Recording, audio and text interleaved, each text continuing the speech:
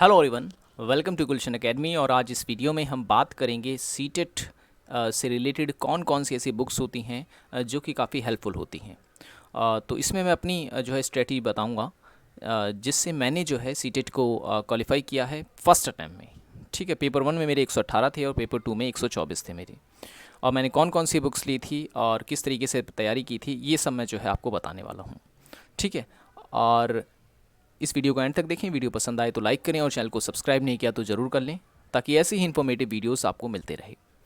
ठीक है, सीटेट से रिलेटेड भी हम कई वीडियोस जो है ऑलरेडी बना चुके हैं। आपको सीडीपी पे जो है कई सारी वीडियोस मिल जाएंगी, अलग से प्लेलिस्ट है, आप वहां जाकर हमारी और भी वीडियोस को देख पाएंगे। सीटेट क्या है, क्या होता है, इसके ऊपर भी ऑलरेडी एक वीडियो बना दी थी मैंने, क्योंकि कई ऐसे स्टूडेंट होते हैं जिन्हें नहीं पता होता सीटेट के बारे में, तो मैंने उस पर वीडियो बना रखी है। आज हम बात करेंगे सिर्फ बुक्स के ऊपर, कौन सी बुक्स जो है हेल्पफुल रहेगी इस एग्ज़ाम्स के लिए। ठीक है, चलिए आगे बढ़ते हैं। कुछ बेसिक सी जानकारी मैं आपको देते हुए चलता हूँ। जैसे कि अगर आप सीटेट एग्ज़ाम की तैयारी कर रहे हैं तो आपके पास जो है डिग्री या डिप्लोमा होना चाहिए एजुकेशन में। यानी कि अगर आपने डीएलएड या फिर बीएड वगैरह कर रखा है, तब आप जो है एलिजिबल होते हैं सीटेट एग्ज़ाम के लिए। ठीक है, सीटेट एग्ज़ाम देने के लिए एजुकेशन में डिग्री होना काफ़ी ज़रूरी है। और सीटेट का जो एग्ज़ाम है वो साल में 2 बार होता है। ठीक है, और इसकी जो फ़ीस होती है, फ़ीस जो होती है वो होती है 1200 रुपये पेपर 1 और पेपर 2 दोनों के लिए। अगर सिर्फ आप पेपर 1 के लिए अप्लाई करना चाहते हैं तो आपकी फ़ीस होगी सिर्फ 600 रुपये, और दोनों पेपर के लिए अप्लाई करना चाहते हैं तो आपकी फ़ीस होती है 1200 रुपये। पेपर 1 के लिए अप्लाई जो करता है वो पीआरटी यानी कि प्राइमरी लेवल के जो अभ्यर्थी होते हैं वही इसमें अप्लाई करते हैं। ठीक है, 1st to 5th। और उसके बाद अगर पेपर 2 के लिए आप अप्लाई कर रहे हैं तो 6th to 10th हम कह सकते हैं, वैसे 8th माना जाता है। 6 to 10th के लिए क्लास के लिए ये होता है। ठीक है ना, पेपर 2। तो बीएड अगर आपने किया है तो आपको पेपर 2 पास करना होगा। अगर आपने डीएलएड किया यानी डिप्लोमा किया है तो आपको पेपर 1 पास करना होगा। अमूमन जो स्टूडेंट होते हैं वो दोनों ही पेपर का मतलब फॉर्म फिलअप करते हैं। हाँ, और इस सीटेट में एक चीज़ और आपको याद रखनी है कि इसमें कोई मेरिट वगैरह नहीं बनती है।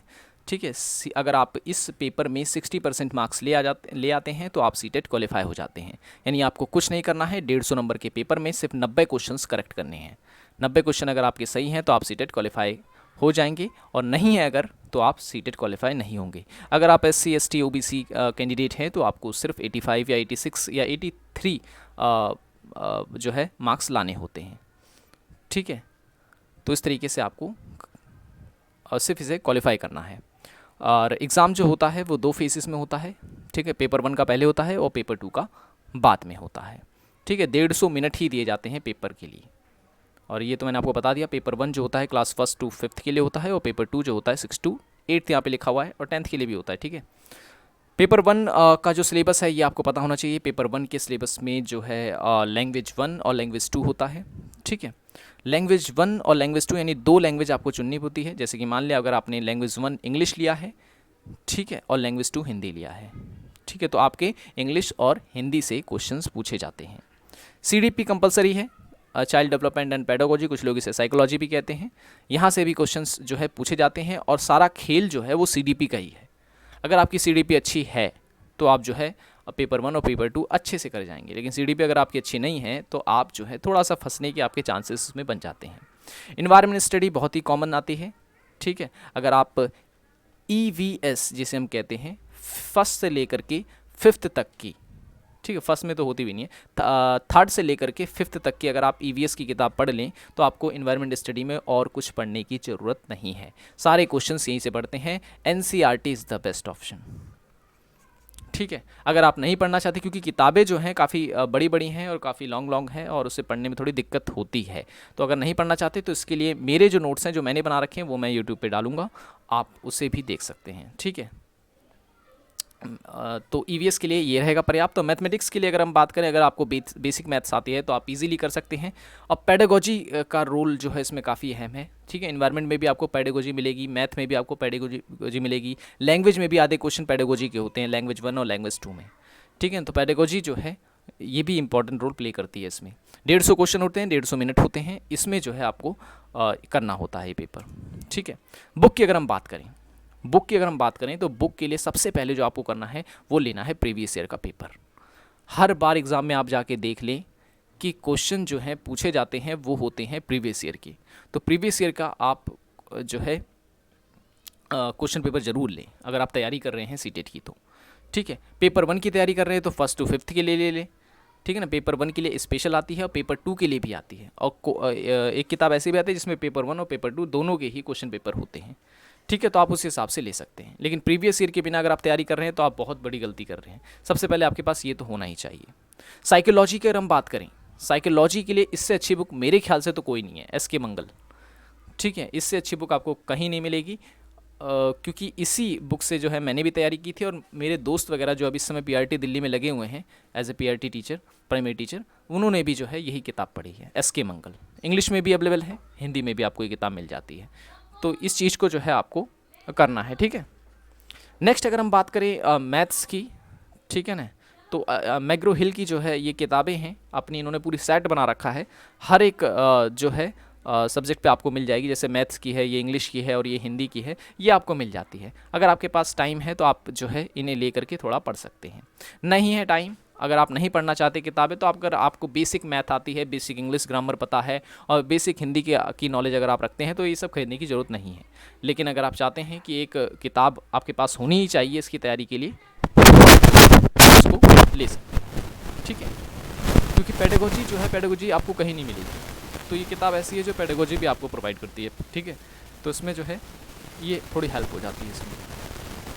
पेपर 2 की अगर हम बात करें, पेपर 2 का सिलेबस मैं ऑलरेडी आपको बता चुका हूँ, सीडीपी इसमें भी होती है। ठीक है, सीडीपी इसमें भी होती है, लैंग्वेज 1 और 2 इसमें भी रहेगा। बस यहाँ पर आपका एक चीज़ चेंज हो जाता है, वो ये कि अगर आप मैथमेटिक्स या साइंस के स्टूडेंट हैं, ठीक है, तो आपको ऑप्शन ए लेना है, और अगर आप सोशल साइंस के स्टूडेंट यानी हिस्ट्री, पॉलिटिकल जियोग्राफी वगैरह अगर आपके पास है तो आपको सोशल स्टडी करना है, यहाँ पर सोशल साइंस जिसे हम कहते हैं। ठीक है, 60 क्वेश्चन आपके यहीं से आते हैं। ठीक है, तो कॉमर्स और साइंस के जो स्टूडेंट होते हैं वो मैथ और साइंस को चुनते हैं, सॉरी साइंस के जो स्टूडेंट होते हैं, जबकि और जो होते हैं वो सोशल स्टडी यानी सोशल साइंस को चुनते हैं। ठीक है, तो सीडीपी के लिए तो आपको वही किताब लेनी है, एस के मंगल, जैसे कि मैंने आपको बताया।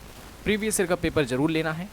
ठीक है, प्रीवियस ईयर पेपर आपको ज़रूर ही लेना है, और इंग्लिश पेडागोजी के लिए आप चाहे तो ये ले सकते हैं, हिंदी के लिए आप ले सकते हैं। रही सोशल साइंस की बात, जहाँ से 60 क्वेश्चन आते हैं, तो सोशल साइंस के लिए आप एनसीईआरटी को लें।